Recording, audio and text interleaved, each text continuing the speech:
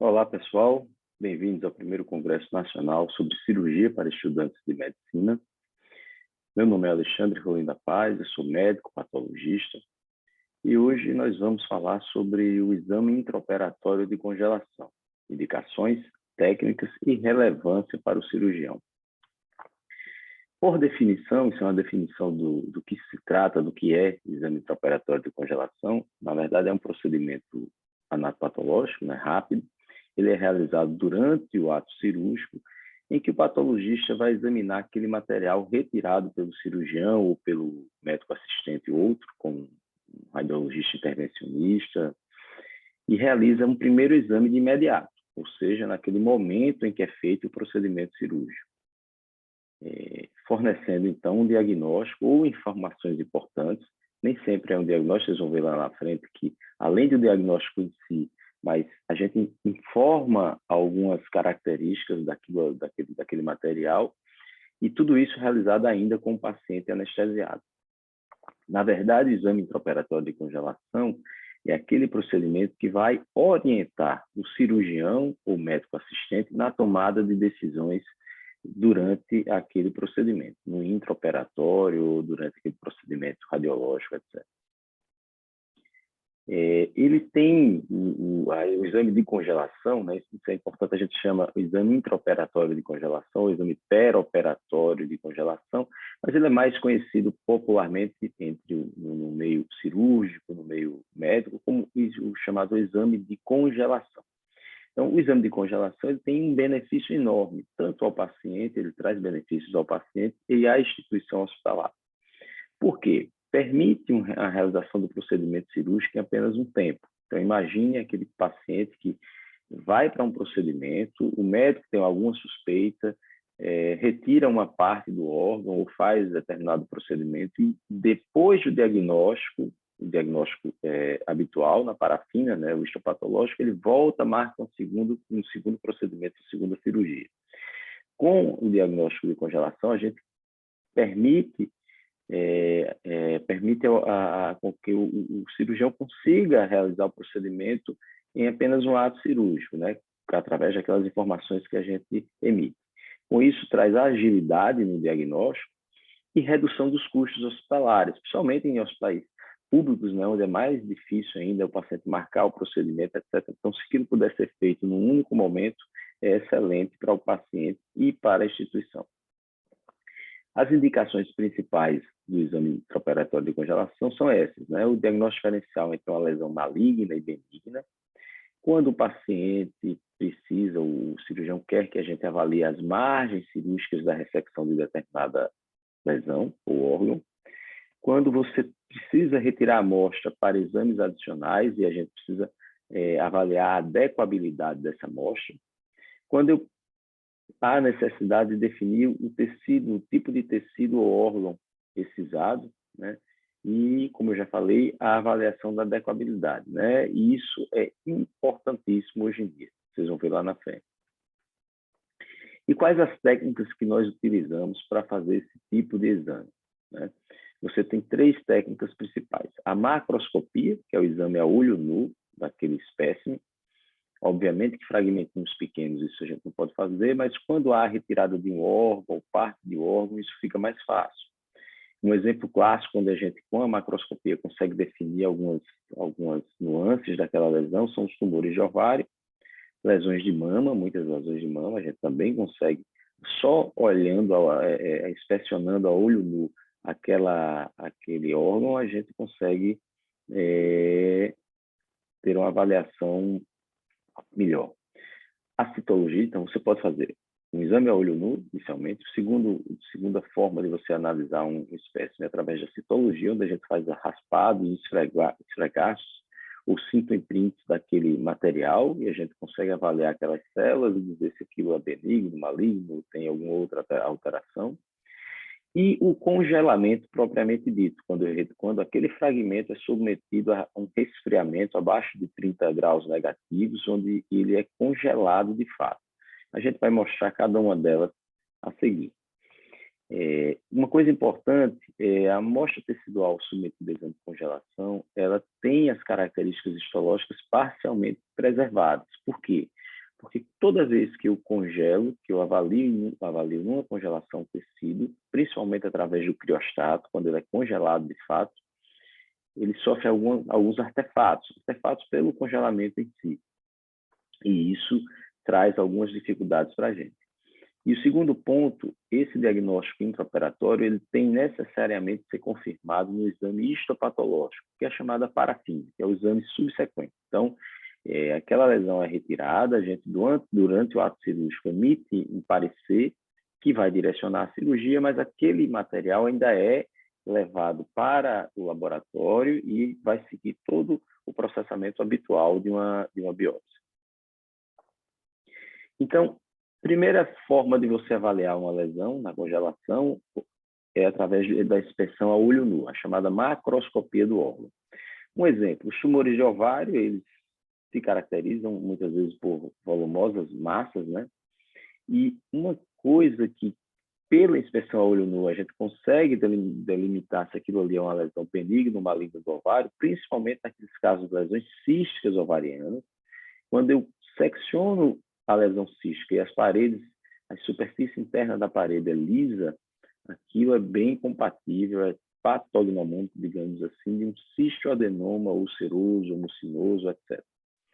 Já quando eu tenho uma mesma lesão cística, e, por exemplo, eu tenho papilas, como vocês veem aqui nessa lesão à esquerda, papilas na superfície, né? Eu tenho um tumor seroso borderline e um carcinoma, geralmente isso. Então, essa inspeção olho nu, onde eu começo a ver papilas na superfície interna do ovário, já me traz uns 2 prováveis diagnósticos onde o cirurgião vai ter que intervir durante o ato operatório. Já quando eu secciono o ovário, e além de cavidades císticas, eu tenho pelos, eu tenho restos dentários, ossos, esse tecido amarelado aqui, chamado tecido adiposo, eu estou diante de um teratoma cístico maduro. Então, apenas com a inspeção a olho nu, eu consigo direcionar e chegar a um diagnóstico. A outra forma de examinar seria através da citologia, né? Então, esse era um caso de um paciente de 65 anos, um masculino, com a massa pulmonar de cerca de 12 centímetros, e ao recebermos o fragmentinho, a gente fez os esfregaços citológicos. Na citologia, a gente já começava a ver algumas estruturas arredondadas dentro do citoplasma de macrófagos, né, essas bolotinhas mais claras dentro dos espaços aqui entre essas células coradas e vermelhas, e isso era bem compatível com o fungo. Então, só pela citologia, o cirurgião viu que aquilo não se tratava, a gente viu que não se tratava de lesão maligna, era uma lesão infecciosa e pôde direcionar o procedimento a partir disso. O congelamento, o resfriamento do material é feito através desse aparelho chamado criostato, né? Ele tem que ficar necessariamente numa sala refrigerada 24 horas, porque se ficar numa sala quente, o motor dele é forçado demais e não aguenta. E essa parte de dentro dele, essa câmara fria de dentro do microscópio, ele fica geralmente a menos 25 graus. Então, isso é um exemplo. A gente recebeu aqui um lobo tireoidiano, né? Ele chega fresco, né? Ele desce, ou a gente chega no bloco cirúrgico. Quando o criostato em hospitais está dentro do bloco cirúrgico, em outros hospitais fica dentro do serviço de patologia. E para encaminhar a peça para o exame de congelação, é importante não colocar em formol, ela tem que ir a fresco, né? Retirou do paciente e encaminha para a gente. Então, aí é um lobo tireoidiano, a gente secciona o lobo tireoidiano, coloca em cima dessas basezinhas aqui. Em seguida, colocamos um gel de congelamento. Esse material, o gel aqui branco, então, começa a congelar juntamente com o tecido, e esse gel que vai dar o suporte. Semelhante, todo esse processo a gente está fazendo algo semelhante ao bloquinho de parafina que a gente faz na biópsia comum. Então, na biópsia comum, no histopatológico, a gente coloca o fragmento dentro de um bloquinho de parafina para torná-lo firme o suficiente para que a gente tire lâminas finas. Aqui a ideia é a mesma coisa, só que numa rapidez um pouco mais célere. Então, esse fragmento congelado, ele fica imerso nesse gel, né? Então, o gel com o fragmento fica congelado. Nós agora colocamos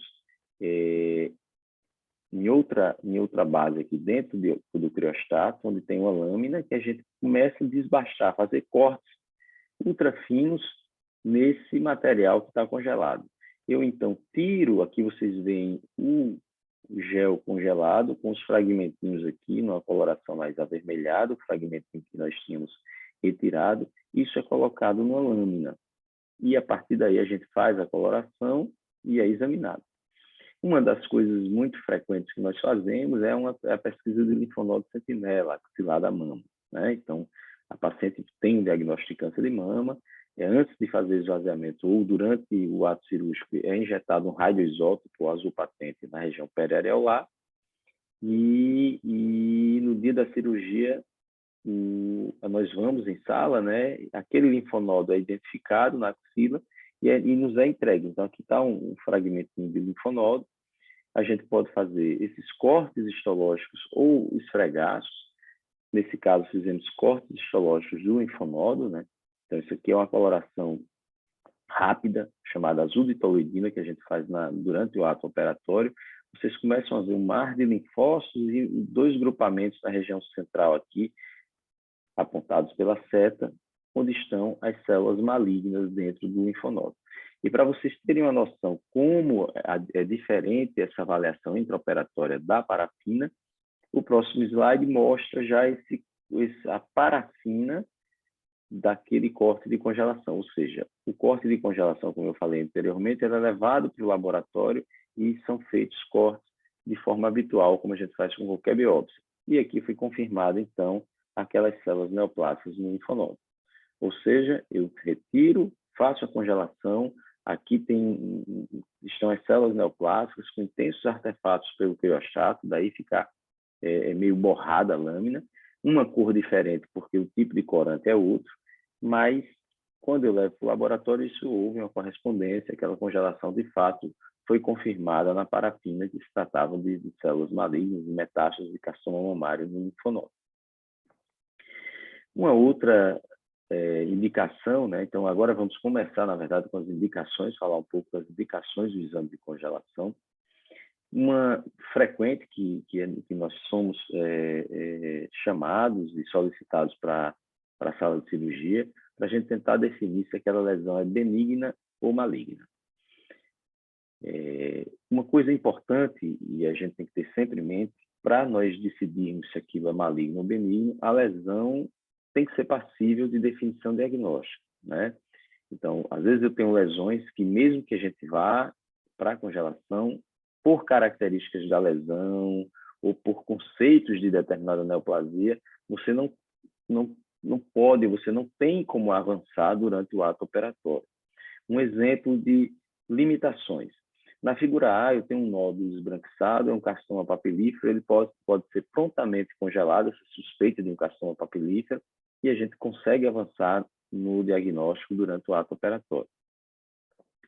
Já os nódulos encapsulados tiroidianos, eles podem ser 2 possibilidades. Quando eu tenho um nódulo encapsulado tiroidiano, ele pode tanto ser um adenoma folicular, quando esse nódulo tem uma cápsula íntegra, as células neoplásicas não invadem a cápsula, ou carcinoma folicular, quando eu já vejo invasão da cápsula por células malignas.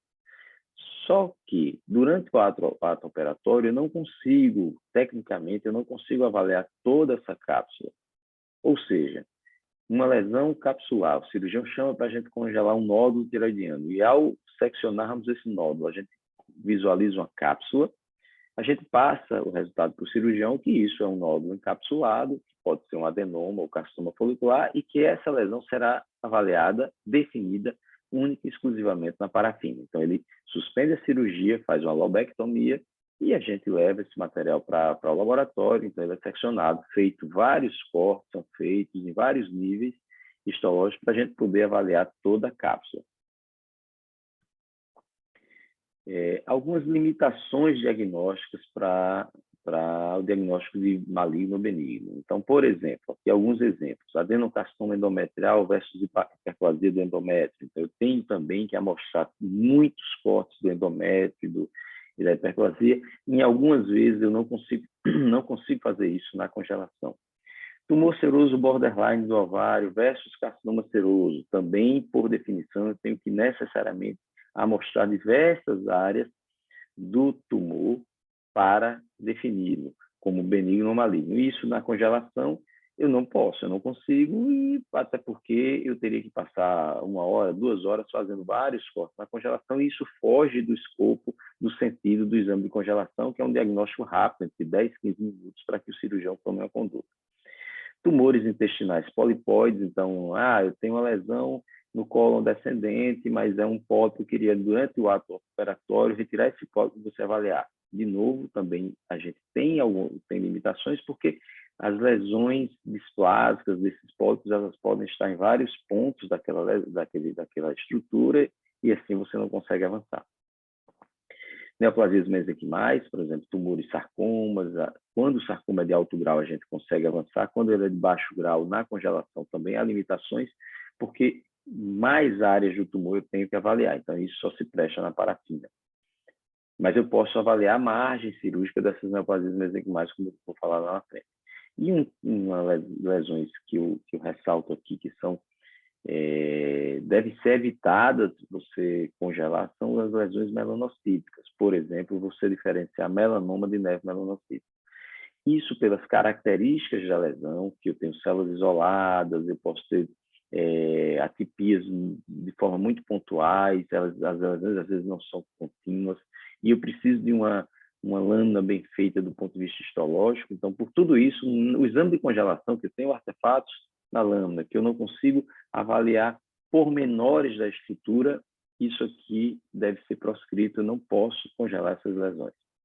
E lembrando que líquidos não se prestam à congelação. Então, você está com derrame pleural, eu quero fazer uma congelação disso, não é possível. É possível, sim, você drenar o líquido, mandar para o exame patológico, a gente até processa, faz um cell block, etc., e consegue liberar o exame. Uma outra característica, uma outra forma, utilidade do exame de congelação é a avaliação de margens cirúrgicas. Então, aqui é uma lesão de pele, onde o dermato, cirurgião oncológico, ele marcou margens 3, 1, 2, 3, 4, 5, e nos passa essa margem, a gente faz secções e avalia. Um outro exemplo aqui é um setor de mama.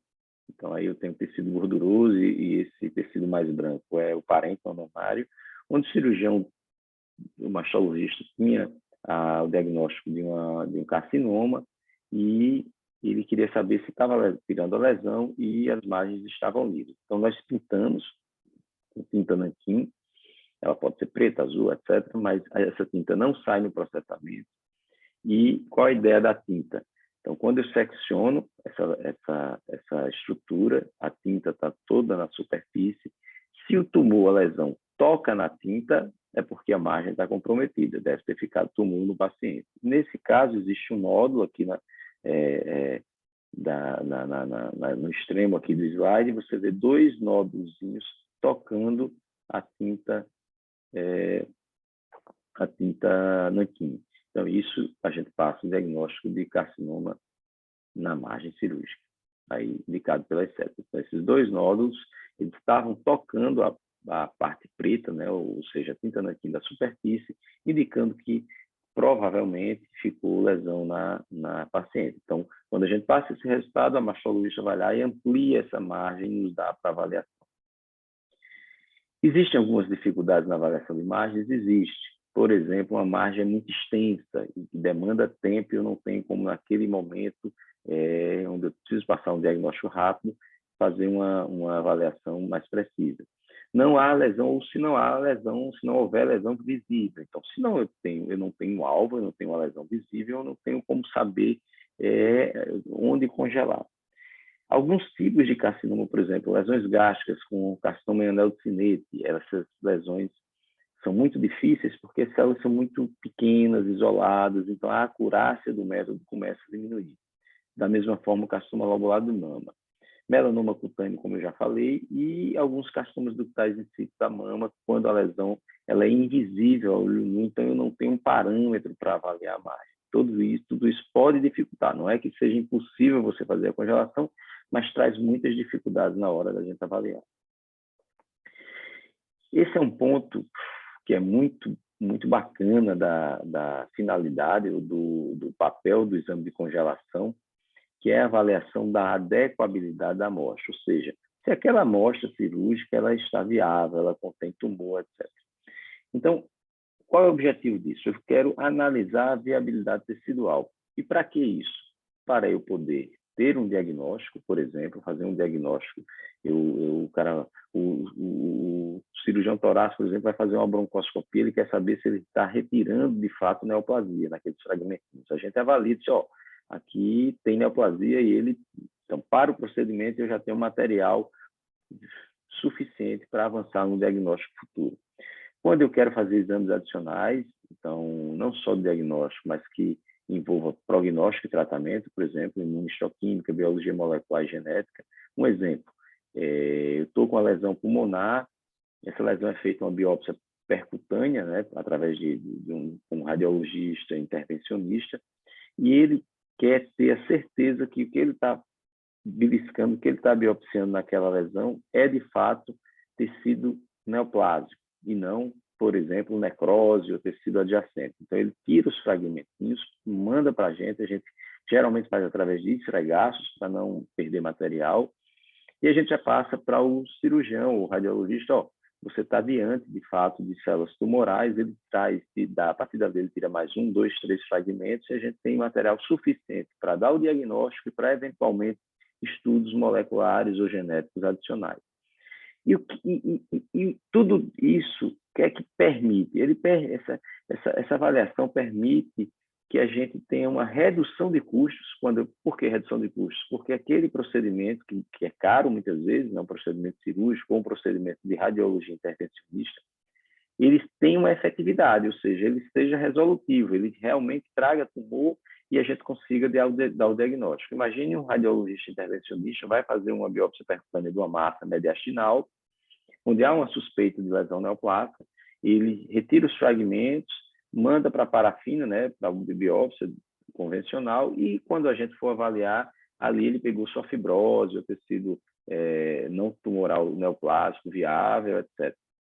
Então, o paciente se submeteu a uma tomografia, foi utilizada uma agulha extremamente cara, os honorários de quem está fazendo o procedimento, e aquele diagnóstico não foi possível. Então, isso teria que ser todo novamente repetido, etc. Isso traz muito custo, além de aumenta o tempo, que é outra razão muito importante para a gente fazer esse tipo de procedimento de avaliação da adequabilidade. Então, você consegue reduzir o tempo para o diagnóstico e tratamento, porque aquele procedimento que está sendo feito, ele vai ser de fato resolutivo, aquele material é adequado e a gente vai prosseguir com os exames. E como é feito isso? Então, eu tenho uma amostra tecidual aqui, esses fragmentinhos vermelhos, né? Então, ele é retirado, esses fragmentos são retirados do paciente e esses fragmentos vão voltar, as informações destes fragmentos vão voltar para o paciente através de um diagnóstico, né, que vai direcionar um tratamento e vai me dizer um prognóstico daquele paciente. Então, exemplo, uma biópsia de uma massa pulmonar. Então, tem vários fragmentos cuja dimensão do maior deles é 0,4 centímetros. Então, além da congelação, na congelação eu vou dizer, tem tecido viável, que é neoplásico. Em seguida, isso vai para a histopatologia, ou seja, ela vai fazer o HE, onde eu vou dizer o tipo histológico daquela neoplasia pulmonar. Depois, a imunistoquímica, ela rebusca esse tipo histológico, subdivide esse tipo histológico, digamos assim, confirma se aquele sítio primário é do pulmão ou não. Em seguida, dependendo do tipo histológico, estadiamento do paciente, eu vou precisar que naquele fragmentinho sejam feitos outros testes moleculares, como EGFR, ALK, etc. E além de outros também mais caros e mais complexos, como o Foundation One. Ou seja, aquele fragmentinho ele tem que se prestar para todos esses diagnósticos. Então, eu tenho que ter uma avaliação durante o procedimento, que aquilo tem material suficiente para que não se perca nessas etapas de avaliação.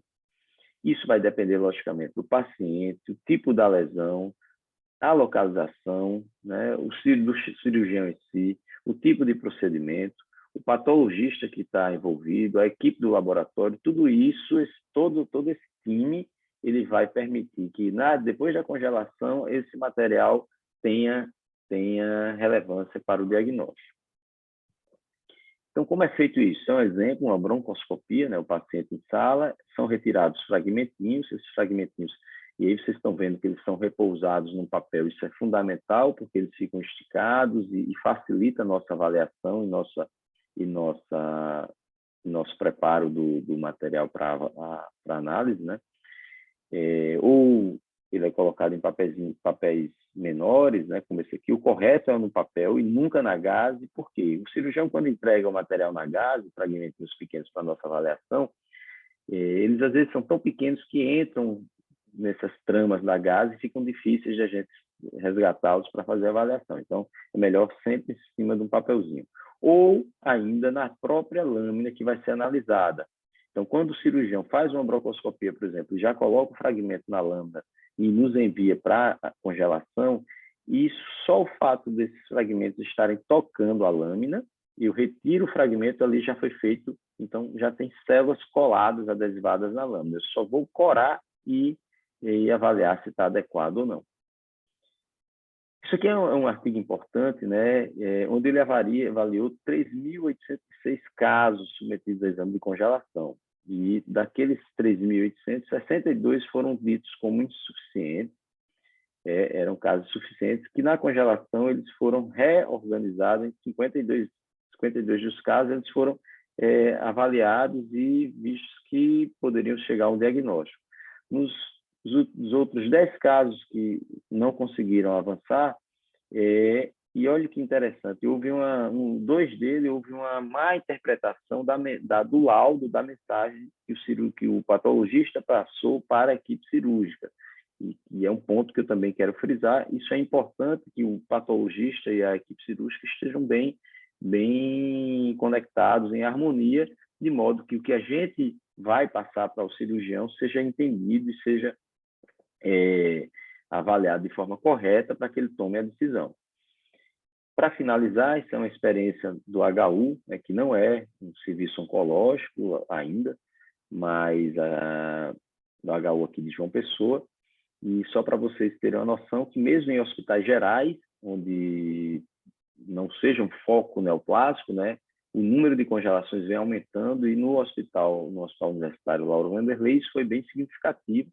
Eu peguei os anos entre 2018 e 2019, porque depois, com a pandemia, isso tudo foi mais complicado de se avaliar, e o maior número de congelações, como já esperado, foi da cirurgia de cabeça, pescoço e mama, né? Cabeça e pescoço opera muitas lesões que precisam ser avaliadas às margens, né? Então tem muita congelação disso. Mama por causa dos linfonodos sentinelas, mas também às vezes margens cirúrgicas, avaliação tumoral. Em seguida, torácica, com muitos procedimentos, principalmente para avaliar a adequabilidade, né, nas biópsias transtorácicas ou transbrônquicas, e outros menos frequentes, como a gastro, gineco, etc. Então, isso é a nossa sala de congelação, onde a gente tem um criostato, o ar-condicionado 24 horas ligado, né? E todas as lâminas são avaliadas, né? A gente geralmente leva, porque temos um serviço universitário, então vem os internos ou residentes, e esses internos e residentes têm a oportunidade de sentar conosco e ver ao microscópio a lâmina sendo avaliada e o diagnóstico sendo emitido. Então, isso é fundamental dentro de um hospital-escola, que esses alunos, esses residentes ou internos ou mesmo estudantes da graduação tenham acesso e comecem a conhecer como é feito esse tipo de procedimento. Era isso, então, que eu tinha para falar. Espero que todos tenham entendido, tenham assimilado. Qualquer dúvida, podem encaminhar para esse e-mail, e fico à disposição para em oportunidades posteriores a gente poder discutir de forma mais pormenorizada. Muito obrigado, um abraço a todos.